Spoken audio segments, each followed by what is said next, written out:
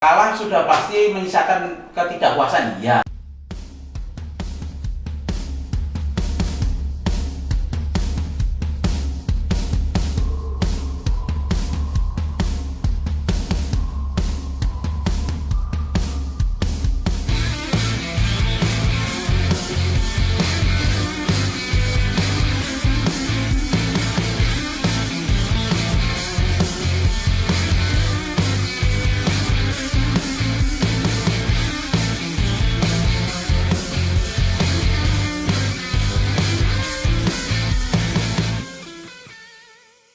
Assalamualaikum warahmatullahi wabarakatuh. Balik lagi ketemu saya Hembang Nugraha dalam podcast Mari Kita Mulai. Kali ini saya kedatangan narasumber yang sangat spesial. Guru saya, itu mas saya, senior saya. Pokoknya semuanya lah yang menjadi influence saya dalam bermusik, berkarya, lalu kemudian berbisnis dan dalam mendevelop sebuah perusahaan. Yuk sama-sama saya kenalin. Kita jemput. Assalamualaikum Pak Haji Saptadi. Waalaikumsalam warahmatullahi Biasa. wabarakatuh. Mari kita mulai, Pak. Kita mulai. Semua dari awal ya. Semua dari awal. Saya suka sekali dengan tagline-nya Mari Kita Mulai. Mari kita mulai. Pak Haji, Ya. banyak yang belum tahu Pak Haji ini siapa sih kan gitu. Kalau buat orang yang sudah tahu di bidang IT, lalu kemudian di salah satu organisasi yang cukup terkenal, pasti tahu. Tapi yang belum tahu, sekaligus mungkin di channel kita banyak yang nonton, Pak Haji ini perjalanan hidupnya dari mulai dulu mungkin nyantren, dari kampung sampai dengan ke sini, sharing-sharing dulu dong Pak Haji. Oh ya, boleh. Saya sih asli anak kampung. Ya. Kalau boleh dibilang itu anak desa lah ya, desa kalau orang. Jadi menginjakkan kaki Jakarta itu tahun 93. Tahun 93? 93. Asli mana sih Pak? Asli Ambarawa. Ambarawa di tengah ya? Daerah dingin lah itu ya. Jadi pengennya kita lebih banyak waktu itu ya, pengennya saya dan orang tua maksudnya itu saya ingin cepat bekerja. Karena itu selepas SMP masuk STM. STM di Semarang itu namanya STM Pembangunan Semarang. Ya, ekonominya kurang ya waktu itu keluarga ya. Saya suka makan aja, sehari makan sehari enggak dulu sama adik. Oh iya, itu wah, perjuangan berat. Dulu orang tua usaha apa Pak? Orang tua saya sopir, karena saya ikut orang tua angkat. Orang tua asli saya kan transmigran ke Sumatera Selatan, ke Palembang, ke Musi Banyuasin waktu itu. Nah itu saya tinggal bersama orang tua angkat yang sekarang ikut saya itu. Ya lumayan tuh perjuangannya sampai anak-anak lulus, tapi saya semangat ya sekolah harus pintar lah ya, sekolah harus pintar, dan saya banyak belajar dari kehidupan kecil. Saya kalau pulang itu sebenarnya mericas semangat itu, karena merasa dulu nothing kan, terus menjadi banyak isinya sekarang di otak gitu, sampai sekarang susah untuk nampungnya, kaki banyak. From zero to hero. Ya. Nah, terus di STM kita bertekad kamu STM, pada pengen ikut ya SMA. Kalau anak pintar kan rata-rata dulu nggak mau ada di STM, karena STM itu kan terminal. Oh gitu. Ya kan, itu sekolah terminal, habis sekolah ya kamu kerja. Oh gitu. Udah kayak pokoknya otakmu kerja. Otak kerja lulusan SLTA ya memprihatinkan lah ya. Jadi tapi STM Pembangunan istimewa. Di situ saya masuk Indosat. Setelah Sekarang itu langsung masuk Indosat. Terus masuk Indosat, terus di perjalanannya dikuliahkan oleh perusahaan ke STT Telkom. Tapi di perjalanan kerjaan saya ya banyak belajar dari ekspatriat dan sebagainya, itu malah passionnya di komputer. Oh gitu. Padahal sekolahnya di telekomunikasi, kuliahnya di jaringan. Di jaringan. Dan jaringannya jaringan tembaga malahan. Namanya OPS namanya. OPS itu kayak jaringan tembaga, pasang-pasang kabel, Telkom. Itu sekolah saya, itu kuliah saya itu sebenarnya. Oh gitu. Nggak ada coding-codingan sama sekali. Tapi di kerja saya dipaksa untuk belajar coding, belajar sistem. Itu di Indosat? Di Indosat. Nah di Indosat dari teknis pindah ke business development, belajar bisnis, belajar manajemen kan, belajar ekonomi. Di situ ketemu orang-orang muda yang sukses. Misalnya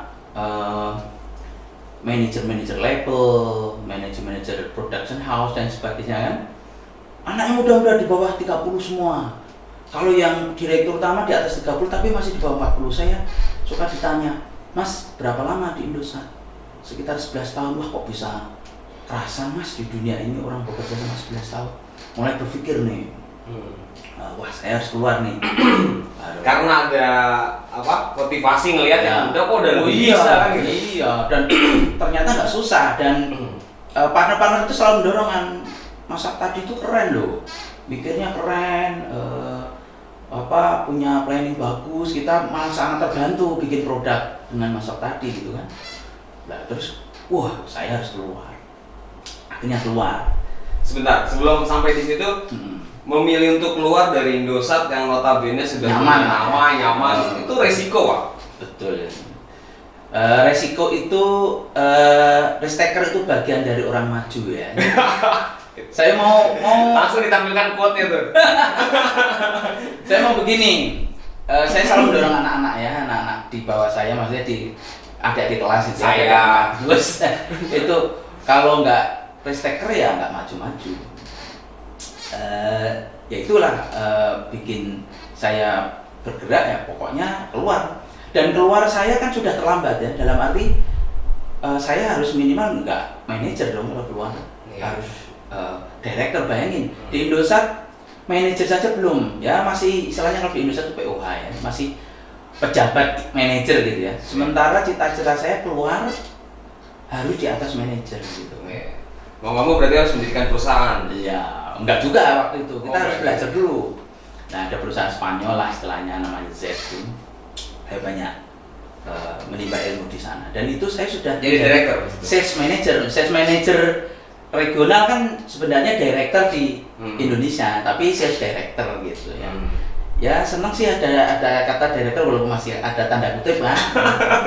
Tapi director itu saya nggak pada posisi ya, saya lebih suka pada fungsi. Oh ya, Anda sudah director berarti Anda meng-create lah, create bisnis dan sebagainya gitu. Ini ketemu sama teman-teman yang lebih berpengalaman, lebih wawasannya luas. Di situ saya mulai berkembang. Oh dunia seperti ini mengerikan begini. Dan ini makanan anak muda ini. Anak muda itu kalau dikasih makanan seperti ini luar biasa. Jadi wah, udah mulai gila lah di situ, merajalela. Nah, sampai sekarang terus kita bikin perusahaan. Nah, yang apa nama perusahaannya Pak? Perusahaannya namanya Indosis. Indosis apa?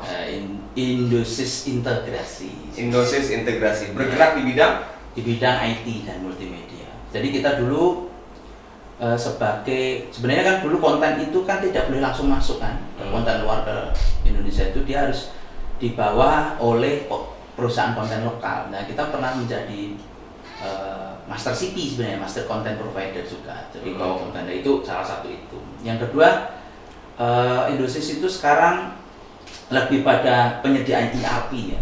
ERP itu ya susah lah kalau ngomong enterprise. Susah kalau ngomong di sini. Intinya begini, kita pelayanan enterprise lah. Jadi sistem enterprise, sistem perusahaan, mau akuntansi, mau manufacturing system dan sebagainya. Nah itu udah ceritanya di situ. Nah itu juga nggak memuaskan. Dalam arti saya nggak puas. Wah saya pengen bikin sesuatu lagi. Nah makanya pengen ketemu anak-anak yang lebih top lagi. Kita bikin apa? Nah COVID-19 itu ada peluang di situ. Nah itu yang menjadikan peluang apa maksudnya Pak? Berarti Pak Haji Saptadi ini menginginkan COVID ini memberikan suatu pembelajaran buat kita semua untuk bekerja lebih efisien gitu. Betul, tapi lebih cerdas ya. Jadi gini Mas, tanpa ada pagebluk, orang Jawa menyebutnya pagebluk, itu tidak ada remapping, tidak ada pemetaan ulang. Kita orang yang beginner, yang startnya kalah tuh seperti sekarang ini, mau melihat yang atas gitu. Iya. Wah, ini kapan kita nyalipnya? Iya. Ya kan? Begitu ada pagebluk, ada musibah, dan musibahnya bersifat skalanya besar. Wah, ini bagus nih. Yang di atas melorot, mulai nanti ada remapping di mana kita mulainya startnya dari awal semua. Ini kan peluang nih. Nah, jadi di mana-mana setelah resesi, setelah krisis itu memunculkan pemain-pemain baru. Nah, makanya saya, Mas Embang harus menyiapkan diri. Kita harus jadi pemain pemenang setelah after resesi ini. Jadi jangan dipikir, wah ini mau. Tapi di Indonesia kan resesi masih abu-abu, Pak. Ya, Filipina, Singapura udah fix. Itu kan politisasi. Politisasi, ya kan? Tapi intinya resesi itu sebenarnya sudah kita rasakan ya. Di mana-mana sudah berkurang, sudah ada masa 800 triliun dipakai untuk COVID-19 nggak resesi. Terus kita sendiri sekarang kita ngapain? Nah itu, ya ada dua hal lagi mengapa saya sebut peluang. Dalam sistemnya kita bikin sistem, bikin IT, bikin platform dan sebagainya, itu tantangan terbesar kan habit manusia. Ya. Mas Embang menyediakan sistem, menyediakan tools untuk perusahaan, untuk komunitas, untuk masyarakat. Tantangan terbesar adalah masyarakat itu harus punya kebiasaan baru untuk pakai tools itu, ya kan? Itu tantangan besar orang IT, orang sistem, orang. Terus mengubah mindset itu gimana, Pak? Yang biasa mindsetnya dia sudah pakai aplikasi, pakai database ini kan gitu. Salah satu mindsetnya yang bikin kita berhasil, 80% berhasil kalau dipaksa. Nah, COVID-19 itu memaksa manusia untuk mengubah polanya. Tren positifnya itu ya? Iya, positifnya. Jadi melek digital. Ya, melek digital. Jadi kita ini diuntungkan, orang seperti kita diuntungkan dengan adanya COVID-19. Jadi manusia-manusia kayak kita harusnya paling bahagia ini, walaupun sekarang lagi nyesek, waduh saya bayarin banyak tapi nanti ngunduh woi pak kartunya belakangan, metik hasilnya ya panennya belakangan.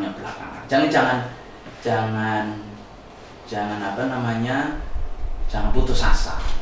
Itu yang mau saya, makanya saya bikin anak-anak belajar. Itu yang menjadi motivasi Bapak untuk bisa ngedorong semangat dan membangun anak-anak itu punya usia-usia dini untuk mempunyai motivasi yang tinggi untuk maju. Lalu kemudian punya semangat, etos kerja yang bagus. Jangan anak muda cuma sekarang nongkrong, aja kan happy, senang, harus lebih semangat gitu ya. Harus lebih semangat, dan saya kenakan sama anak-anak kan lewat IT, pelatihan IT itu. Oh itu belum? Belum masuk pembahasan. Siap. Oke, sekarang saya putar dulu. Bapak nih aktivis NU ya? Ya, betul. Di kota mana, di cabang mana Pak? Sebenarnya sempat sih ikut-ikut teman-teman di Lakposdam. Lakposdam itu kayak think tanknya yang dulu dibikin Gus Dur ya. Iya. Cuma kita bantu-bantu aja. Saya bantu-bantu aja, tapi lebih banyak saya memang dulu di pengurus cabang itu kabupaten. Nah, sempat juga di pengurus cabang kabupaten kota Bekasi. Jadi dulu lebih aktif ke kota Bekasi, teman-teman cabang kota Bekasi. Terus sekarang saya lebih banyak aktif di MWC Tarumajaya. MWC itu NU tingkat kecamatan. Oh, tingkat kecamatan. Nah, sekarang lagi lebih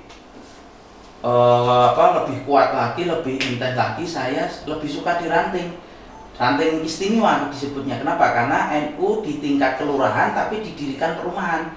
Makanya di ADART-nya NU disebut istimewa. Ada teman-teman kritik ini, bikin NU ranting aja langsung nyebutnya istimewa. Padahal itu sesuai ADART. Kalau ranting kan ADART pusat. Iya, ranting kan harusnya tingkat desa atau kelurahan.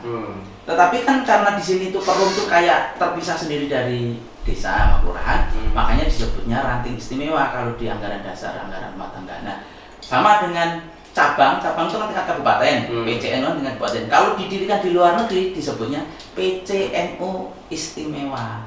Jadi kalau di luar kaidah normal tingkat kabupaten, tingkat lurah, tingkat desa itu ditambahin satu lagi istimewa. Nah, dulu saya bikin NU ranting istimewa Villa Mutiara Gading, ada yang bilang gini, kok kok sudah merasa istimewa sih Pak? Enggak, itu memang sesuai ADART disebutnya istimewa karena kita kan harusnya ikut ranting setia sih. Apa yang melatar belakangi Pak Sapardi ini lahir batin NU? Jogo jeruk NU gitu ya istilahnya. Iya. Karena dulu mondoknya kah atau karena memang basis Jawa Tengah ini dulu di tempat tinggal Ambarawa itu sudah NU? Dari terah keluarga, silsilah atau apa? Kebalik. Kalau spiritual sejak kecil saya Nahdlatul Ulama, guru saya Nahdlatul Ulama, kakek nenek Nahdlatul Ulama ya, bapak juga Nahdlatul Ulama. Yang menarik adalah sepanjang saya remaja malah sudah pernah kemana-mana. Pernah ke Muhammadiyah, saya pernah ikut pemuda Muhammadiyah, pernah ikut juga, pernah nyoba pengen tahu NII dulu gitu kan, Negara Islam Indonesia gitu. Pernah tahu HTI. Tahun berapa itu Pak? NII? Wah, tahun berapa? 80-an, 90-an ya. Sebelum saya ke Jakarta kan, Jakarta udah 90-an. Di Jakarta saya sangat akrab dengan teman-teman Ikhwanul Muslimin. Ya, Sejak SMP saya Ikhwanul Muslimin yang sekarang jadi PK, kemudian jadi PKS. Itu saya akrab, saya petinggi-tinggi PKS kayak Ustadz Ahmad Irwan dulu akrab sekali. Nah itu, tetapi kesininya saya lebih aktif di Nahdlatul Ulama. Kenapa? Karena begini, ada hubungannya dengan kita Mas. Jadi saya berpikir saya itu kan penggemar budaya dan senang, dan saya hidupnya filsafat Jawa itu begitu melekat ya di saya itu, dan ideologi yang lebih cenderung pada pro terhadap budaya itu kan Nahdlatul Ulama. Di luar itu kan ada yang curiga, ada yang bilang bid'ah, ada yang bilang gini. Saya pro terhadap kreativitas. Bid'ah itu kan inovasi, bid'ah itu kan kreativitas. Jadi saya menganggap budaya itu kekuatan. Lainnya kan ada yang curiga. Nah dari situ saya pendekatannya lebih pada itu, sehingga lebih cocoknya begitu kesini ke budaya. Itu pertama. Yang kedua adalah saya itu dari sejak kecil bacaannya itu selalu orang-orang yang punya pendekatan budaya seperti Emma Ainun Nadjib. SMP itu bacaan saya sudah Emma Ainun Nadjib. Makanya sampai sekarang ikut kenduri dan sebagainya. Itu ya karena kedekatan saya sejak kecil. Dan kalau ada Cak Nun bicara tuh saya kejar tuh. Sampai harus tidur di mana pun saya kejar dulu waktu STM gitu ya. Jadi saya ngajak teman-teman, ayo. Jadi dulu kita nggak makan nggak apa-apa, tapi bisa nonton wayang. Nggak makan nggak apa-apa, tapi bisa dengerin ceramahnya Cak Nun gitu. Kayak gitu. Jadi sama teman-teman ya, kadang-kadang kalau ketemu teman-teman kita suka bernostalgia di situ. Nah, berarti itu sudah NU sebelum memang NU sekarang mempunyai posisi yang penting di negara ini semenjak Pak Maruf Amin, Pak Kiai kita ini jadi wakil presiden. Berarti sudah memang sebelumnya kan sebelumnya. Saya gini, karena mohon maaf ada yang sekarang hijrah dadakan Pak. kayak jadi kerja. Gak maksudnya hijrah dadakan, sebelumnya itu belum ke NU, semenjak NU ada di posisi wakil presiden dan banyak dapat misalkan pengerjaan proyek-proyek pemerintah, hijrah lah untuk NU. Saya sebaliknya, saya menganggap NU sudah masuk di kekuasaan, NU itu merepotkan bagi saya di bawah. Kalau saya mengajak masyarakat apa-apa dicurigai, wah ini proyek, wah ini politis gitu kan. Padahal bukan. Dulu waktu orang-orang NU masih dipinggirkan, di politik masih dikesampingkan, kita enak bicara budaya, bicara membangun masyarakat, membangun wacana-wacana, mengelola perbedaan, menemukan titik-titik temu, enak sekali. Sekarang saya bawa bendera NU ada yang curiga. Ini bikin terkotak-kotak misalnya gitu. Nah, saya tidak menganggap ini sebuah kotak-kotakan. Ya, bukan ya, maksudnya gini. Jadi wapres itu keuntungan bagi saya pribadi ya, dan teman-teman di bawah itu. Ini malah tantangan baru dan itu hambatan besar di masyarakat. Karena NU kan lebih besar di membangun masyarakat kan. Dan ketika membangun masyarakat kan pengennya kan tidak ingin dilihat NU-nya. Nah, ketika dia melihat NU-nya, ini NU yang wapres itu ya, NU yang ini ya, yang ini gitu kan. Nah, sekarang mau nggak mau itu harus dilihat begitu, sehingga ada semacam tantangan-tantangan baru di bawah. Kalau saya mau, NU nggak usah jadi wapres. NU tetap berjuang di sisi yang jadi wapres orang NU nggak apa-apa, tapi nggak usah ketua NU, nggak usah Rois NU. Berat, Curahan hati. Iya, curahan hati. Itu di wilayah itu ya, bagi saya itu bukan, ada orang mengatakan wah ini keuntungan NU. Saya nggak menganggap keuntungan NU. Ini tantangan baru, ini tugas baru NU karena sudah kita memunculkan tokoh di sana di politik, dan politik kan Kejam. ya tidak ada teman abadi dan tidak ada sahabat Iya, sejati. banyak Tidak ada musuh kepentingan. abadi, banyak kepentingan. Padahal cara berpikir kita terhadap orang di ormas Islam nggak kayak begitu kan harusnya kan. Nah, masih di Indo nih Pak. Pilpres kemarin tuh benar-benar Melelahkan. Sering gesekan ya. Ya. Setelah itu gesekan yang kuat dua ormas Islam, Hmm. ya kan. Terutama NU dan FPI Ya. yang masing-masing membela kan. Meskipun ujung-ujungnya tetap satu kan gitu. Tapi tetap pandangan Pak Ansa tadi seperti apa? Saya boleh dicek di grup dusun, di grup apapun. Saya selalu menekankan jangan main harga mati di politik itu. Saya kan orang politik, saya orang PKB, tapi saya menekankan jangan harga mati di politik. Dinamis saja. Dinamis dan itu kepentingan semua, itu hitung-hitungan. Dan teman-teman jangan bawa-bawa harga mati itu kan kayak agama, kayak ideologi dan sebagainya. Di politik nggak seperti itu. Dan teman-teman mengatakan bahwa kalau partai ini pasti nggak Islam, pasti partai kafir gitu ya, partai setan, partai agama, nggak ada kayak gitu. Saya mau menekankan itu karena saya sudah terjun di politik praktis dan isinya orang-orang berkepentingan untuk yang sekarang ini ya. Jadi orang berpolitik di Indonesia sekarang ini belum ideal gitu. Jadi harus dibedakan antara agama, kita bicaranya tentang agama. Ya. Bicara tentang politik, Mm-mm. jangan ada dicampur adukan. Ya, dicampur adukan maksudnya gini, nanti kita dibilang, wah berarti mau sekuler nih, enggak. Dicampur adukan adalah kepentingannya. Ya, Berpikirnya tetap agama semua kita. Iya. Mau makan, mau minum Iya. jeruk anget, kita harus berpikir agama. Tetapi ketika minum jeruk anget, ada kepentingan apa di sini? Jangan bawa-bawa pada kepentingan sempit, karena agama itu jauh lebih luas di luar jeruk agama ini. Jadi kalau mau bermain politik, saya di PKB, kalau Anda mau berpikir Nahdlatul Ulama, saya harus jangan berpikir kepentingan PKB saja. Harus bangsa Indonesia ini, harus orang di luar NU dan sebagainya. Kalau sudah terkotak, ya udah harga mati. Pokoknya kalau nggak ini, enggak gitu harga mati. itu Harga mati. pandangan yang keliru ya Pak. Ya, pandang keliru. Jangan seperti ini. Saya tidak pernah antipati terhadap siapapun ya, termasuk terhadap FPI, bahwa kita sering berbeda dengan FPI. Tapi kan saya acara apapun saya masih mengundang FPI, karena bagi mereka di sisi pandangan saya yang lain mereka ada nilai-nilai kebenaran dan ada alasan kuat mengapa mereka begitu. Melakukan itu. Iya. Dan itu yang akan saya pahami, walaupun di estalase depan kita sering berbeda, tapi saya memahami yang di belakang itu.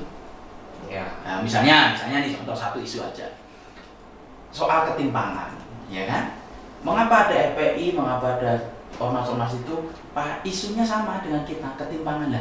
Kita mengolah yang ketimpangan itu. Saya di NU ingin memberikan solusi-solusi supaya masalah-masalah yang bikin kita berbeda, bikin kita gelut ini jadi solusi bersama. Di depan kan ngamuk-ngamuk pasti, di belakangnya alah kamu sama juga lapar kayak saya kan. Sebenarnya kalau kita sama-sama kenyang ketemunya enak gitu. Jadi saya nggak pernah harga mati nggak pernah. Saya FPI saya sama menghormati, Habib tahu sendiri kan siapa yang punya ideologi dzurriyyah Nabi itu kalau nggak Nahdlatul Ulama. Nggak ada teman-teman di luar Nahdlatul Ulama mengakui adanya dzurriyyah. Yang panggil Habib itu Nahdlatul Ulama. Yang ada Habibah itu Nahdlatul Ulama. Jadi pasti kita menghormati. Nah, terus spesifik kembali ke NU Ranting Istimewa yang tadi Pak Isa tadi bilang ingin melakukan suatu kegiatan yang mengarah kepada improvement mental anak-anak dengan mempekerjakan anak-anak, melatih anak-anak dengan membuat coding gitu. Iya. Ini ada kepentingan nggak Pak? kepentingan saya, kepentingan NU, kepentingan bangsa sebenarnya. Saya menitipkan kepentingan saya ada, menitipkan kepentingan NU ada, kepentingan bangsa juga ada. Tapi saya cerita kepentingan bangsa, yang kepentingan saya pribadi nanti saya ceritakan kalau ada waktu. Ada kepentingan pribadinya. Kepentingan gini Mas, tadi itu di era COVID itu ya, kan kita nggak membayangkan ya bahwa nanti setelah COVID ini orang melek digital kan. Melek digital itu nanti jadi revolusi besar, kita nggak tahu. Seperti dulu waktu internet punya revolusi besar. Saya sebut tadi remapping, pemetaan ulang. Orang tiba-tiba semuanya pengen aplikasi. Mas Hembang kan tahu sendiri, saya bikin laporan keuangan online aja ada orang bertanya begini, kan nggak up to date. Itu sudah saya nggak bisa ngajak berdebat itu. Karena saya menghadapi orang yang nggak mengerti, jadi saya mundur ya kan. Nggak ada orang online kok nggak up to date, justru mau up to date makanya online kan. Tapi kalau ada orang menyangkal itu saya mundur. Aduh, saya mending aja mundur dulu. Mundur itu artinya bukan nggak mau berargu di situ, karena saya berargu dengan orang yang tidak mengerti. Nah, COVID itu membuat remapping, membuat nanti kita perlu empower baru kan di setelah COVID ini. Nah, saya punya begini. Kita harus siapkan anak-anak. Kalau enggak, 10 tahun lagi kita makan semua ekspatriat lagi. Orang-orang luar datang ke sini karena dia mampu makan rezeki kita itu. Nah, kita nyiapin di sini, terutama teman-teman di sekitar kita. Nah, yang kedua, di IT itu kan Mas Hembang kan tidak pernah diajari filosofi filsafat di sekolah ya. Kalau kamu melakukan kesalahan, membuatmu sempurna. Jadi kalau kamu menemukan kesalahan, kamu harus senang. Di IT kan gitu. Kalau ada orang dikasih contoh, kemudian langsung benar, bersedih. Kenapa? Berarti dia nggak menemukan anomali, dia langsung sempurna. Tapi kalau orang dari salah dulu, banyak salah dulu, dia mengumpulkan anomali-anomali itu. Sehingga ketika nanti dia membuat sesuatu, dia akan sempurna, karena dia sudah melengkapi dirinya dengan anomali. Orang IT kan begitu. Jadi di IT, orang yang salah itu jadi sempurna. Jadi sempurna. Nah, kedua, orang disuruh untuk taat aturan. Di IT, kalian harus melanggar aturan, punya motivasi untuk melanggar aturan. Loh, kenapa? Di orang IT itu nggak senang dengan zona nyaman. Kok aku disuruh begini terus sih aturannya? Kenapa nggak yang lain, yang lebih mudah? Kenapa nggak begitu terobosan-terobosan? Jadi di IT dididik untuk selalu punya aturan baru. Kamu jangan nyaman dengan aturan sekarang. Sehingga untuk kamu harus, kalau anak-anak kan aku ajarin, kamu harus nakal. Kalau nggak nakal nggak bisa diterima Pak Sat tadi ikut coding asik. Karena harus nakal. Kamu harus tukang melanggar aturan. Kamu harus gitu-gitu. Para peserta coding camp-nya. Iya. Aku interview anak-anak putus sekolah, anak-anak tidak sekolah. Ya, banyak yang sudah lulus, nggak bisa kuliah. Sekarang Mas Hembang coba bayangkan begini. Apa itu begini ya? Saya sering di grup ya dengan teman-teman itu pada capture diterima di ITB. Wow. Capture lagi terima di UI gitu. Capture lagi nih anakku terima di UNER gitu. Saya batin, saya agak berbeda cara membacanya itu. Ya bapak-bapak punya anak yang bisa keterima di ITB, di UI dan sebagainya itu bapak-bapak beruntung. Anaknya masuk dari SMP sekolah yang favorit, SMP bisa masuk sekolah favorit, di SD masuk sekolah favorit. Nah anak-anak kampung kita ini masuk SD-nya ya nggak jelas ya kan? Oh tiap hari isinya cuma di luar sekolah terus. Bagaimana mungkin mereka bisa bersaing seperti anak-anak yang pintar itu? Dan mau masuk kelas dites, kalau nggak pintar nggak bisa masuk. Padahal untuk pintar memang salahnya mereka nggak pintar. Enggak kan? Nah saya ingin membantu masyarakat bahwa anak-anak kampung yang hanya bisa ngaji itu sebenarnya kalian punya talenta namanya coding. Masa sih Pak? Iya, coba aja pasti kamu bisa coding. Sudah berapa orang yang daftar Pak? Sudah ada 35-an. Tapi kan saya mulai bersikap realistis ya. Kalau saya melatih 30 orang, kan kadang-kadang kalau melatih coding itu kan satu-satu saya checking errornya gitu ya. 30 orang aja sudah 1 jam sendiri ya. Mereka boleh laptop sendiri? Enggak, saya sediakan PC 1, iMac 1, iMac Mode gitu, terpakai biasa untuk desain itu. Saya buat coding, 1 laptop Mac, 1 PC Windows 2, jadi 4. Terus anak-anak yang datang itu ada yang bawa laptop, ada yang kalau nggak bawa laptop ya mas, saya sediakan isinya. Oh gitu, luar biasa sekali. Nah, apa harapan Pak Isap tadi terhadap kegiatan ini dari aparatur pemerintah setempat itu? Dapatkah sorotan? Saya nggak ada aparatur pemerintah, nggak ada hubungannya dengan ini. Malah saya kan memberikan sebuah. Tapi ini kan suatu pembelajaran yang harusnya disupport dong kan gitu. Oh iya, seorang personal aja seperti Pak Sap tadi mau peduli terhadap kepekaan, terhadap membimbing anak-anak ini untuk punya alat yang bagus, punya kualitas yang bagus kan gitu. Ya. Lalu peran pemerintah di mana dalam hal ini? Saya nggak mengharapkan peran pemerintah nanti terlalu banyak kepentingan lagi. Nggak beda sama Pak Kadus, Pak Erwin. Jadi pengen dipandang ya. Oh gitu. Pengen dipandang. Oh, biar nggak ada kepentingan lain karena tadi udah ada kepentingan ya. Kalau saya kepentingan pribadi ada. Dalam episode berikutnya. Oh. Ya gitu. Oke, jadi ya keinginannya itu kan mereka suka aneh ya Pak Sap tadi. Masa kita diajak nakal? Ya kalau orang nakal itu kan mandiri. Ya. Coba kalau orang yang nggak nakal nggak mandiri, kamu mau diajak pasang dulu. Jadi anak-anak masuk, Pak ini ada rutin Pak, ada wifi router, boleh saya obah-obah? Boleh, terserah kamu. Kalau kamu bisa ya, nggak bisa, ayo coba saya tantang. Terus ada anak-anak gini, Pak ini kok jadi error lah, kamu malah lebih pintar nih. Pak Sap tadi aja nggak pernah menemukan error ini. Saya Pak Sap tadi jadi tahu, jadi mereka itu excited sekali kan. Melakukan kesalahan, melakukan kecerobohan, melakukan eksperimen kok didukung terus gitu ya. Ya, saya punya ini Mas, punya pengalaman waktu pertama-tama masuk Indosat. Saya pernah mematikan 4 antena besar. Gara-gara memang saya suka iseng mencoba kayak apa sih ya. Semua mentor saya ngomel-ngomel karena mematikan 4 antena besar itu kan merugikan perusahaan ya, di pandangan perusahaan di Indosat waktu itu. Tapi satu mentor saya itu bilang begini, oh nggak apa-apa, saat tadi tanggung jawab saya, biarin aja. Saya pikir semuanya yang mau ngomel-ngomel ke saya dihadapin di pasang badan untuk mereka kan. Saya pikir saya mau dihabisin sama mentor saya sendiri. Enggak, kamu tuh bagus Sap, cuma sayangnya kamu nggak belajar dulu. Tapi aku senang keberanianmu, anak Ambarawa bagus-bagus ya, punya keberanian. Jadi orang desa tuh bisa punya keberanian. Itu di tempat saya, di hati saya, dia ngomongnya ambil guyon ya, tapi di hati saya tuh memberikan lecutan yang luar biasa. Dan itu yang mau saya tularkan ke anak-anak, bahwa keberanian, risk taker, keinginan untuk keluar dari zona nyaman, nggak puas diri itu luar biasa.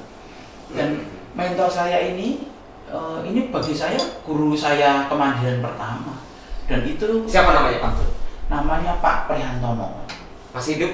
Masih hidup. Dia masih bekerja di Indosat kalau nggak salah. Oh masih Indosat. Iya. Pak Prihantono. Ya, namanya depannya apa sih lupa? Nanti Pak Prihantono belakang. Semoga kalau Pak Prihantono mendengar gitu, salam hormat dari saya Pak. Wah, luar biasa. Suatu saat mungkin bisa ketemu saya soal ke sana Pak.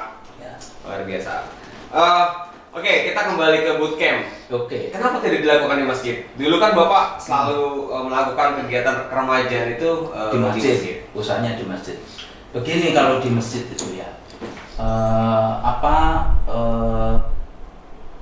ada suasana, ada framing yang harus saya taati, ya kan? Contoh begini, anak-anak saya minta nakal, saya minta apa? Walaupun saya di coding camp kan masuk harus sholawatan dulu gitu ya. Tapi kan untuk bikin framing, kalian tuh nakal boleh, itu kan susah kalau saya di masjid ya. Terus kedua, saya membebaskan mereka untuk berkreasi. Jadi tidak, terus bergaulnya kan kalau saya bawa anak-anak di luar muslim misalnya ke coding camp ini kan di masjid agak risih. Kan masjid nggak milik saya sendiri. Nah kalau di rumah saya mau saya ngapain aja kan enak tuh. So create anak-anak itu mau ngapain, bahkan yang mau saya tanamkan kan kebebasan berpikir, kebebasan berkreasi gitu. Nah kalau di masjid saya agak, waduh saya nggak enak sama teman-teman. Yang masjid kita sekarang sudah berbeda ya, karena yang meneropong banyak. Dulu kan nggak ada yang melihat muhajirin, udah kecil duitnya cuma berapa, ya kan? Sekarang kan orang memandang duitnya banyak, miliaran gitu kan, dan punya kekuatan sehingga Mas Iba boleh cek pengurus sekarang itu berapa, saya berapa dulu pengurusnya, karena bukan karena kita nggak mampu bikin pengurus banyak, ya karena nggak banyak perhatian, nggak banyak orang mau. Kan 2-3 tahun ini ketika kita sudah bangun masjid, itu orang berduyun-duyun ke masjid. Nah dulu kan kita berjuang itu, bikin acara sholawatan, Maulid Nabi aja yang datang 4 orang, yang cowok, yang bapak-bapak, lainnya ibu-ibu cuma berapa. Sekarang orang melihat ubahnya aja udah, wah gitu. Melihat pembangunan, wah. Melihat laporan keuangan yang 4,9 M aja udah ngomong, wah gitu kan. Dulu laporan keuangan kita 600.000, 300.000, orang berpandang apa masjid kecil gitu. Pertanyaan saya, aplikasi Gibitan yang Bapak buat untuk penarikan infak sedekah didevelop dengan sangat luar biasa dan itu sangat efektif dan efisien. Setelah Bapak tidak lagi menjadi ketua DKM, kenapa itu harus ditarik, Pak? Pertama karena ada orang banyak mengkritik ya tadi itu soal online itu, sehingga saya mengesampingkan yang offline gitu ya. Dan orang mengkritiknya adalah sisi online-nya. Itu pertama. Sehingga yang kedua adalah saya memang aplikasi itu murni dari biaya dan effort saya pribadi. Kalau saya munculkan menjadi milik masjid, orang kan berpikir, loh, berarti kemarin keluar biaya apa ini untuk yang online ini? Wah ini Pak Sab tadi ngambil berapa yang di sini? Saya nggak mau berpikir begitu. Yang ketiga adalah bahwa teman-teman kan tahunya kan online, belum pernah dia ngerasain offline, sehingga saya banyak dibantah di situ. Dan argumentasinya bagi saya, ini saya bertemu dengan argumentasi yang tidak mengerti, saya mundur. Jadi saya mau berpikir, ini Pak, kalau nggak online ya saya tarik dulu Bapak offline, nanti saya akan berikan masukan, kenapa kok online dulu perlu. Contoh begini Mas Bang, saya mau tanya, sekarang setelah offline tertulis di dinding, memangnya Mas Bang tahu berapa nilai yang sudah diolah dana masjid sekarang? Nggak tahu, tahunya kan saldo. Oke, emangnya di offline itu bisa mengetik semua dari nol sampai dari tahun 1 sampai tahun terakhir? Pasti kan beberapa las transaksi kan, transaksi terakhir. Kalau saya mau bilang gini, dulu itu dipakai 2 miliar itu dipakai apa saja sih? Nggak bisa dong kejawab. Nah, yang kayak gitu, teman-teman sekarang mau nggak mau akan berpikir. Contoh sekarang yang di online kan oleh teman-teman itu kan saldo sekarang 400 misalnya sekian loh. Kok saldonya cuma 400? Kalau saya kan dulu 5M, 4M. Karena saya beri laporan saya sudah mengelola uang berapa. Kalau nggak online kan nggak bisa, kan orang nggak bisa lihat history, jadi history transaksi nggak bisa. Nah, itu yang mau saya sampaikan ke teman-teman. Tapi dulu kan nggak mengerti karena belum pernah mengalami offline. Yang dialami adalah Pak Sab tadi bawa uang banyak nih. Wah gitu. Ngelola uang banyak nih. Padahal justru itu kekuatan. Saya suka begini. Pak Sab tadi kan ngelola uang 4,9. Itu gimana tanggung jawabnya? Tahu dari 4,9 dari mana Mas? Dia dari laporan Pak Sab tadi yang online itu. Nah itu. Padahal itu intinya. Lah iya, kalau nggak saya pernah laporkan, Masnya kan nggak pernah protes ke saya 4,9 dari mana? Ya. Pak, biasanya mantan ketua RT jadi dewan penasehat RT, mantan ketua RW jadi dewan penasehat RT, mantan ketua DKM 2 kali berturut-turut sudah membangun masjid, membuat 3D yang luar biasa, RAB yang luar biasa. Sekarang ini tidak lagi ikut dalam kepengurusan, bahkan ditempatkan di dewan penasehat sekali. Ya. Apa tanggapan Bapak? Tanggapan saya bahagia aja, karena sebenarnya saya kan juga ingin pensiun ya. Tapi kan ada pemikiran gini, masa pensiun terus pensiun aja nggak ada tanggung jawab kelanjutannya gitu ya. Salah lagi. Padahal gini saya mau bicara begini. Saya itu kan mengenalkan masjid dari sistem pemilihannya dan sebagainya, itu mengatakan pada teman-teman, masjid itu rumah tangga aja. Ini kekeluargaan, jangan dipolitisasi. Jadi kalau mau jadi ketua DKM ya. Jadi guys, pendapat masjid itu ada politisasi Pak? Nggak ada. Zaman Bapak nggak ada politisasi? Nggak ada, emang ada politisasi zaman saya mana? Kan saya nanya. Ada. Oke.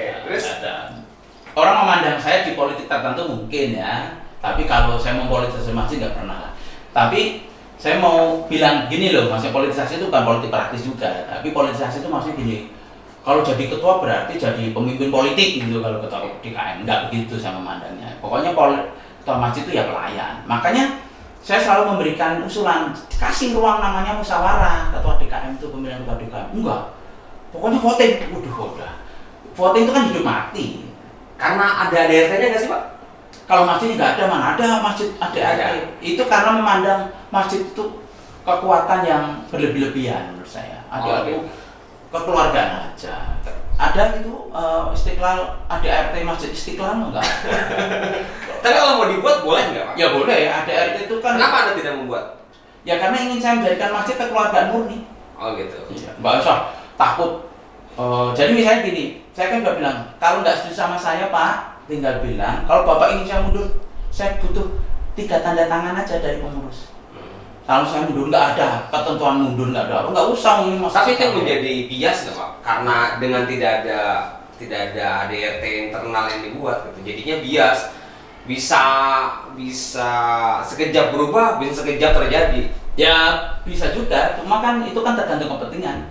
Kalau kayak sekarang yang orang memandang masjid itu potensinya besar. Nah, tergantung kepentingan. Nah, apakah ada kepentingan di dalam kepengurusan sekarang? Ya atau tidak? Lah, saya nggak tahu. Oke, saya punya rapid test. Pak, rapid test yang pertama adalah saya sebutkan nama tokohnya. Ya. Bapak sebutkan yang Bapak anggap enggak gini. Misalkan saya sebut Hembang Nugraha kan gitu ya. Sosoknya seperti apa sih menurut Bapak? Okay. 3 kata kan gitu. Misalkan humoris, jelek gitu kan. Tapi milih nggak? Milih nggak? Milih gimana? Misalnya gini. Enggak, pengamatan Bapak terhadap sosok ini. Saya sebutin sosoknya. Terus aku ngomong 1 kata. 3 kata. Oh, 3 kata. Tentang sosok ini kan gitu. Tokoh ya? Iya, tokoh ya. Oke. Tokoh pertama. Gus Dur. Humble. Jenius, pluralis ya. Joko Widodo. Praktis, simple dan terjang. Ridwan Kamil. Pinter, simple dan humoris. Habib Rizik. Keras, kuat pendirian ya, dan Islam pasti. Dan Islam. MH Ainun Najib. Wah itu budayawan, menyenangkan, dan apa ya? Saya nyebutnya apa ya? Oh, fans lahir batin lah. Fans lahir batin yang ketiganya masih mikir lah. Saya saking generousnya ya, saking generousnya itu kan. Ya kalau Cak Nun budayawan, pintar, dan apa ya, dakwah lah. Dakwah ya. Neneng Hasanah Yassin. Wah itu bupati aja kayaknya. Ya 1, 2, 3 lah Pak. Bupati bukan bukan penjelasan detail karakternya ya, jabatannya. Kalau Bu Neneng berarti dokter, wanita, apa ya? Tidak terlalu mengenal sosok ini kayaknya. Korupsi ya. Itu nggak jujur. Taunya itu. Oke. Sudi Mangkur. Pak Sudi Mangkur banyak bicara, pelayanan, dan konsisten. Ya gitu aja. Konsisten ya. Maka ada selanjutnya nonton. Haji Hanif Sabtadi. Wah itu mah luar biasa. Nggak cukup 3 kata kalau ini. Iya apa? Ya cantik pasti. Asik. Setia. Iya. Dan mengerti. Oh iya. So sweet. Ini kan sosok gitu kan ya. Masa saya sebutin yang jauh-jauh yang samping teman tidur enggak. Oke, rapid test kedua. Oke. Apa ya? Rapid test nanti ada swab test nggak nih? Ya, apa yang keduanya swab lah. Makan apa jalan? Makan. Bikin coding apa bantuin masak istri? Bikin coding kalau itu. Nggak pernah masak. Bantuin masak gitu. Apa? Kucing Persia apa kucing kampung? Kucing kampung. Oh itu. Nambah anak apa nambah istri? Nambah anak. Baji, punten ya Baji. Nambah istri. Aduh. Bisa KO. Dokter Muhammad Tata atau Raya Darmawan? Pak Hatta. Oh iya siap. Masih pengen lagi nggak? Cukup deg-degan ya rapid test. Masih pengen apa? Ya masih pengen ini maksudnya. Masih pengen ditanya lagi nggak gitu? Ya itu terserah Mas Bang. Aduh. Tapi saya senang ya ada semenjak saya nggak jadi DKM susah punya suasana ngomongin masjid yang santai gitu. Oh iya. Saya ingin ngomongin masjid Nah, yang santai. sengaja saya pun tidak mencari tahu karena waktu itu saya dapat hak pilih dan saya satu-satunya yang nggak milih karena saya lagi di luar kota gitu. Dan saya melihat hasilnya naik sih menurut saya karena sangat apa ya tidak masuk akal gitu. Kalau memang mau dicalonkan, kenapa sampai tidak dapat suara kan gitu? Itu aja sih yang menjadi yang bagi calon lain. bagi gitu. calon lain yang tidak mendapat suara kan gitu. Kenapa dicalonkan kan gitu kalau memang tidak diusung kan gitu. Itu jadi suatu pertanyaan. Dan saya menyerahnya maksud gini. Sebenarnya saya punya kekuatan membekukan kan. Karena kan yang memberikan SK terhadap tim 9 kan DKM. Saya sebenarnya mau protes loh kok jamaah masjid saya kok nggak malah dapat suara, cuma dapat perwakilan 3. Saya punya hak untuk membukukan dan yang saya ajak ngomong saat itu salah satunya Pak Hatta. Pak Hatta nggak setuju, nggak begitu Pak, karena Bapak tidak memberikan pandangan dulu sebelum itu ya. Saya sudah memberikan pandangan sebenarnya, tetapi saya kan orang Nahdlatul Ulama, tidak pernah punya pemikiran senang. Berarti hasil ketidakpuasan tetap ada Pak dari kontestasi kemarin. Ya semuanya konsentrasi itu selalu menyisakan ketidakpuasan lah, itu harus real lah. Karena Pak saat tadi kalah. Kalah sudah pasti menyisakan ketidakpuasan, iyalah itu udah pasti normatif dan itu manusiawi. Tapi Karena Bapak menganggap masih Bapak yang layak untuk memimpin masjid. oh enggak. Malah saya sekarang kalau tiap kali mau tidur itu kan Cuma sama saya ya Pak, cuma saya yang berani nanya gini ya, bener ya Pak? dan saya senang karena ini jadi santai. Iya, kalau suasananya lain dan tempatnya lain pasti nggak mungkin seperti ini jadi Pak ya. Kayak gini. Saya sama istri itu suka begini Kak Menteri. Bu, masa aku mau jadi ketua DKM lagi? Nanti nggak ada penyegaran Ya. gitu. Nggak ada penyegaran, nggak ada ide-ide baru. Nungguin yang muda-muda belum? Ya, nungguin yang muda-muda masih nggak mau. Sibuk syuting. Sibuk ngurus duit, terus duit ngitungnya aja udah ngabisin waktu kok Mas Embang. Jadi itu sebenarnya pemikiran awal ya. Menjadi saya harus maju itu kan karena memang Tuntutan jamaah.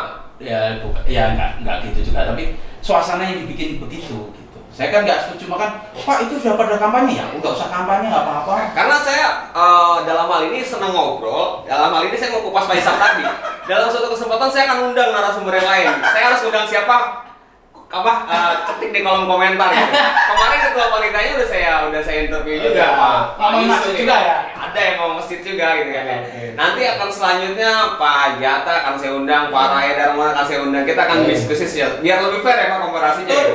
Jangan ada keterpihakan kan gitu. Wah ini Mas emang gara-gara dekat sama si A si B kan gitu. Nah inilah fungsinya begini, fungsinya media itu. Jangan lupa subscribe. Saya aja belum subscribe. Aduh. Kita minum dulu ya. Minum dulu Haji. Oke. Saya senang lah. Oke. Sekarang balik ke masih di cerita masjid. Waktu Pak Haji saat tadi menjabat, itu ada yang akan didevelop yaitu bertahun untuk bikin pemakaman ya. Itu sebenarnya ide yang bagus, cuma ditolak ya. Bukan ditolak karena kan terus ada pilihan gratis. Ada pilihan yang gratis. Kita sudah bisa mengumpulkan uang waktu itu sudah hampir 400 juta. 400 juta. Dan yang kita butuhkan kan 1 M waktu itu. Tapi yang menjadi kendala adalah yang saya tampung dan saya dengar pengurus RT RW itu tidak ingin kedepannya akan jadi beban gitu lah Pak. Jika seandainya dana talangan itu tidak bisa diganti. Kenapa tidak berpikir sekalian ya udah ini mau komersil aja kan gitu? Oh, tapi ini kan udah berlalu ya. Tapi ini pemikirannya saja. Mau bikin koperasi yang sekarang, mau bikin pengadaan TPU yang sekarang juga, yang dulu itu, saya selalu berpesan pada donatur, Pak, uang yang saya ambil ini punya konsekuensi mungkin lama akan dibalikin, tetapi pasti dibalikin karena kan toh yang nggak bayar ketika anggotanya meninggal kan nanti akan terbayar juga sebenarnya. Nah yang kedua adalah mungkin ada buruknya adalah tidak kembali gitu. Tidak kembali semuanya maksudnya kan gitu. Nah itu yang saya bangun dengan teman-teman donatur. Jadi keliru kalau di depan masyarakat saya selalu mengatakan Pak itu ada dana talangan yang nanti harus kita kembalikan. Tapi ketika dengan donatur saya berbicaranya lain. Dengan donatur saya pendekatannya adalah Pak seperti ini punya resiko-resiko. Dan Bapak saya juga bukan malaikat yang menjamin Bapak kalau udah nyumbang ini nanti di surganya gede banget Pak pahalanya enggak. Tapi saya pesan Bapak punya nilai pahala yang besar di sini dan itu nggak bisa saya sampaikan ilustrasikan sebesar apa sehingga donatur itu punya willing yang bagus dulu. Nah tetapi saya yakin tidak mungkin balik ya. Kalau komersil berat Mas karena di dalam tanda kutip ada namanya sosial itu kita kan orang branding, orang marketing. Kalau kita sosial sudah brandingnya komersil sudah mati di pasaran. Jadi kalau orang marketing kayak kita gini, branding dulu kita bagus. Belakangan kita bicara real sebuah bendanya, kita akan melakukan dialog-dialog. Titik-titik temu. Dan itu di semua bidang. Perjuangan di masyarakat juga begitu. Saya mengedepankan dialog, mengedepankan semangat untuk membangun bersama. Di belakangnya saya mencak-mencak. Mas Embang nggak tahu. Maksudnya di depan karang terus kalian itu semangat di belakang itu karang tenang ini malas kayak gitu ya. Nah itu nggak tahu. Tapi saya di depan harus membangun dulu namanya branding, membangun motivasi, membangun apa dan sebagainya. Itu bagian dari leadership kita kan. Ya. Nah itu yang mau saya bangun. Oke. Berarti tidak tepat ya kalau sosial ada komersil. Ya, gitu. Oke. Sekarang mau bangun apa nih? Koperasi Pak? Ya koperasi. Untuk lingkungan betul. Ada swadaya iuran per bulan? Nah, koperasi kan memang ada simpanan pokok, simpanan wajib, simpanan sukarela. Oh gitu. Di mana lokasinya? Lokasinya di tempatnya Pak RW 15 itu yang kita bikin. Oh Pak Haji Sekianto. Iya. Jadi kalau koperasi ini kan udah jelas aturannya di peraturan perundangan. Jadi kita nggak masalah ya, nggak perlu ada development baru. Yang kita develop kan usahanya. Kalau aturannya sudah jelas di peraturan perundangan. Jadi kalau narik iurannya berapa, kembali berapa itu sudah jelas. Oh gitu. Oke, terakhir nih Pak. Apa-apa kok sudah terakhir? Kayaknya masih pengen buat bersama lama. Ada lagi mau diungkapin Pak? Maksudnya masih sebelum saya nanya yang terakhir. Oke. Ya soal koperasi ya. Kalau koperasi itu kan gini ya. Ini kan COVID juga ya, ngomongin COVID juga. Mengapa kita bikin koperasi? Itu berkenaan dengan microfinance ya. Teman-teman pedagang, teman-teman orang-orang kecil itu kan mau kebutuhan finansialnya kan nggak gede. Tukang sayur itu kalau suruh, Mas, kalau minjem berapa? Nggak mungkin minjem 150 juta. Itu mah di multimedia kreasi, kalau ratusan juta. Tapi kalau teman-teman itu paling 2 juta Pak buat beli ini, supaya besok nambah dagangannya 2 juta, nggak tersentuh oleh bank. Nah sekarang nggak ada pilihan, minjem 2 juta, 3 juta terpaksa rentenir. Kita ngamuk-ngamuk, ini rentenir praktek ini prakteknya kayak gini, buruk kayak begini, nggak bisa jadi solusi. Wong sama-sama membutuhkan kok. Solusinya adalah kita harus memberikan pilihan. Wong rentenir juga jalan karena ada orang butuh kan. Nah, ketika dia butuh finansial yang nggak begitu besar, dan relatif dengan waktu pengembaliannya pendek tenornya, itu koperasi datang microfinance tadi. Karena tidak mungkin disentuh oleh bank. Dan saya itu sudah dapat sebenarnya saya dapat tawaran dari BJB cabang kota. Pak, kalau punya BMT, punya koperasi simpan pinjam, saya siap menalangi dananya. Wih, luar biasa. Tapi cabang kota Bekasi. Bisa nggak? Tidak bisa ternyata. Ini kabupaten? Ya, kabupaten. Tapi intinya suruh calling dong yang kota, kabupaten aja gitu. Aku kabupaten. Ya kan kita pas kenal. Tapi gini, maksudnya gini. Ini yang kita bangun di sini adalah bahwa bank itu siap membantu. Oh gitu. Bank masih ada jalan ya meskipun kabupaten ya. Tapi kan saya harus mempersiapkan infrastrukturnya dulu dong. Nanti ternyata pengurus saya nggak siap, sistem nggak siap dan sebagainya. Nah, yang tujuannya dulu, udah menyentuh tujuannya dulu. Kalau membantu kebutuhan finansial yang pendek-pendek dan sedikit yang relatif kecil itu, kita harus belajar dulu, belajar menghitung, belajar bertanggung jawab, belajar dan sebagainya. Anggota koperasinya bukan hanya NU kan? Bukan hanya. Dan seluruhan. Apapun. Bahkan agama lain ada. Iya.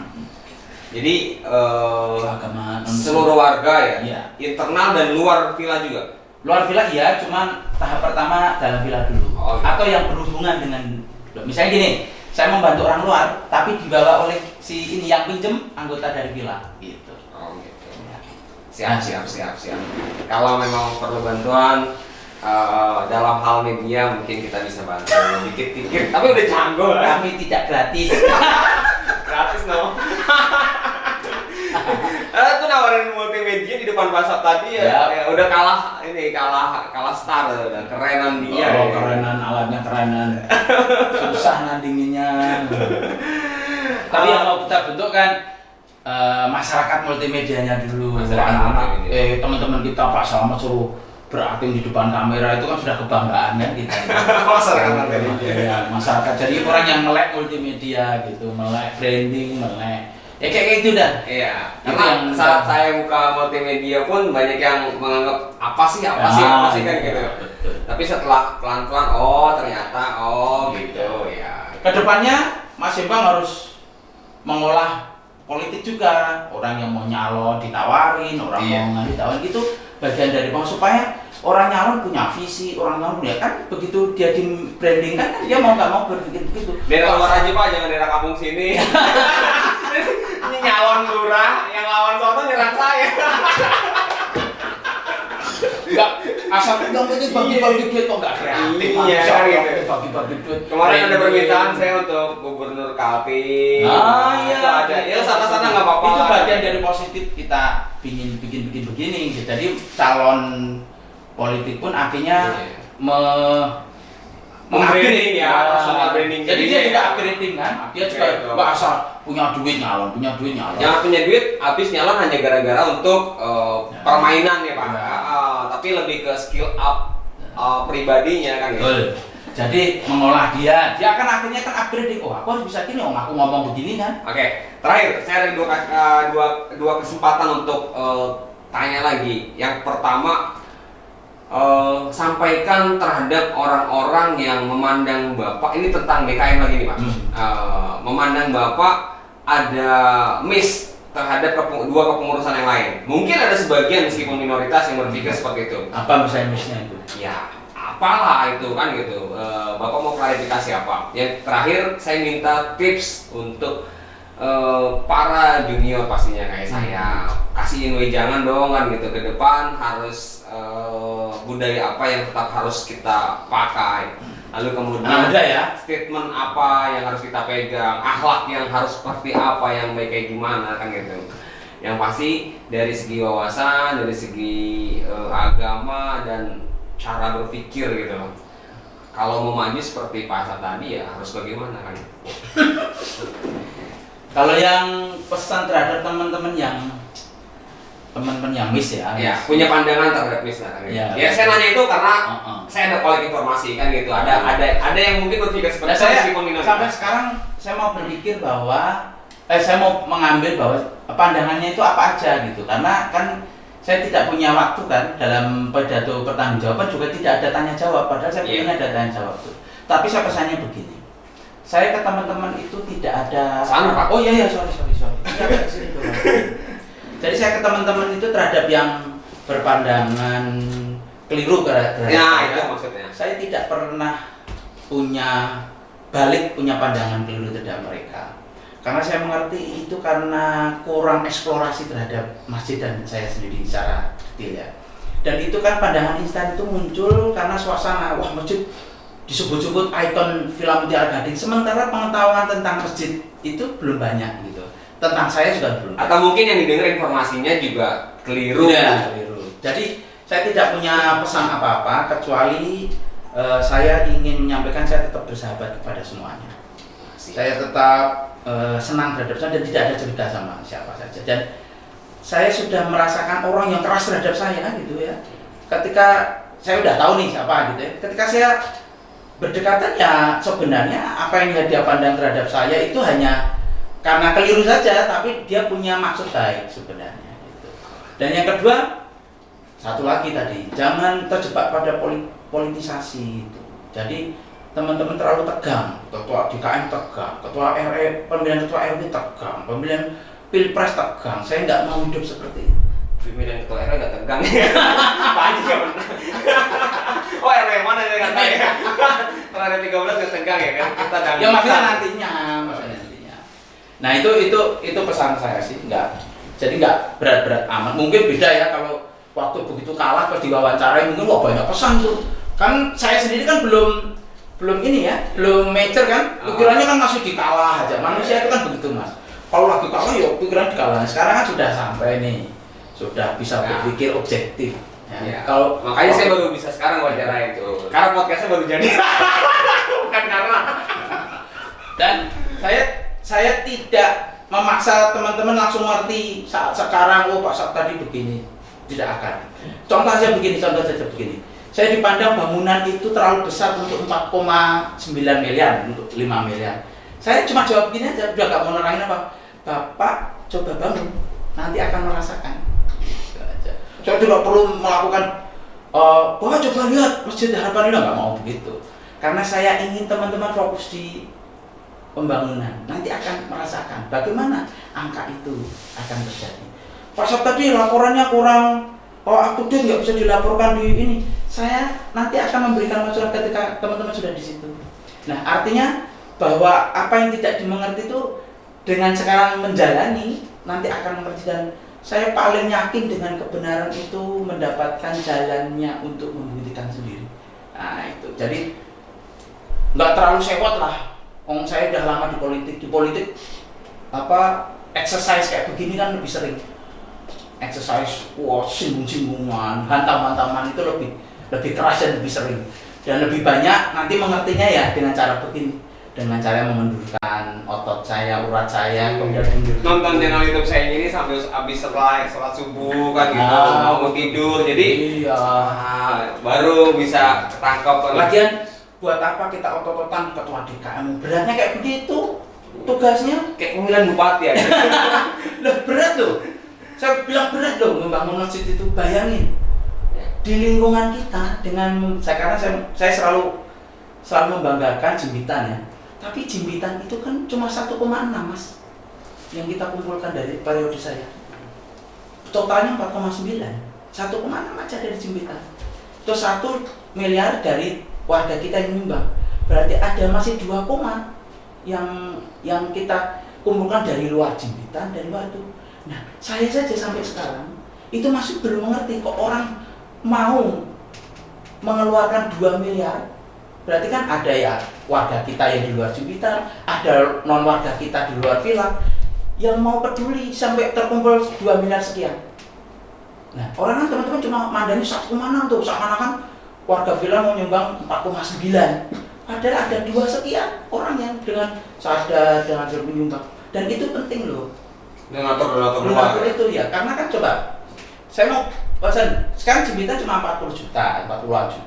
Membangun, saya kan cerita kan di laporan saya bahwa tiap bulan kita ngeluarin 120 jutaan loh. Tapi kan dari Jimbitan cuma 240 juta. Dari mana 120 jutaan? Kalau saya mau korupsi yang di luar 40 juta saja gampang, enggak. Mereka enggak tahu dari mana datangnya. Karena nggak mungkin saya melakukan itu. Nah, dan itu bukan potongan saya lah kalau mau ngambil duit. Passion gitu ya. Passion, potongan korupsi Punya juga perusahaan. punya korupsi ya. Sudah kelihatan dari awal. Saya nanya bikin aplikasi 100 juta. Mahal. 300. Oh, 300. Iya, nah itu dengan 100 juta yang aplikasi itu murah-murah. Ya itu Aplikasi pandangan, juga. itu pandangan ya. Kalau soal itu kita nggak bisa cerita banyak, karena kalau cerita terhadap orang yang tidak boleh percuma. Ya sebenarnya yang membuat banyak Pak Isa tadi orang saya ngomongnya tadi kira-kira. Apa ya Pak pandangannya? Ini dibuka lagi semuanya. Terus yang kedua untuk anak-anak muda ya jangan menyerah. Gaming itu menyesatkan atau tidak Pak? Apa? Gaming. Wah tidak lah, saya gamers kok. Wih, mantap. Tidak lah. Yang menyesatkan apabila tidak bisa mengatur waktu. Jadi Betul. gaming setiap waktu. Ya. Pokoknya gini, sesuatu agama ya, bicara pandangan agama, sesuatu yang addicted itu pasti tidak baik. Yang berlebihan. Berlebihan. Addicted itu kok sampai kita nggak bisa melepas diri, karena itu yang tidak baik. Mau apapun, Anda mau ngobat addicted juga nggak boleh. Mau suka sama cewek sampai Berlebihan. bucin, Wah, dia lagi pegang kamera tuh bucin. sampai bucin juga nggak boleh. Ya ini agama selalu menekankan mengapa hammer itu dilarang kan addicted gitu ya. Ya. Gitu. Jadi apa pesannya untuk anak-anak muda? Ya itu tadi jangan menyerah dan Itu selalu main game lah. Lu selalu main game biar Karena hidup kan gaming, hidup gaming. Nah, hidup memang. itu cuma permainan kok. Jadi hidup itu permainan kan pesannya segalanya ada output dan inputnya. Outputnya ada. Untuk mengejar sukses before 30 itu loh Pak, yang saya maksud kenapa ayo kita seruin anak-anak yang masih umur-umur belasan, mau mendekati 20-an, fase dimana dia itu di tahap lompatan awal gitu. Iya, Bisa makanya kita kan maksimal. saya didik anak-anak itu kan di 17 tahun. Hmm. Karena saya mau mendidik mereka, kamu nakal lah, nakal itu eksplorasi lah kamu, hacker lah kamu, di luar aturan lah kamu, nggak apa-apa.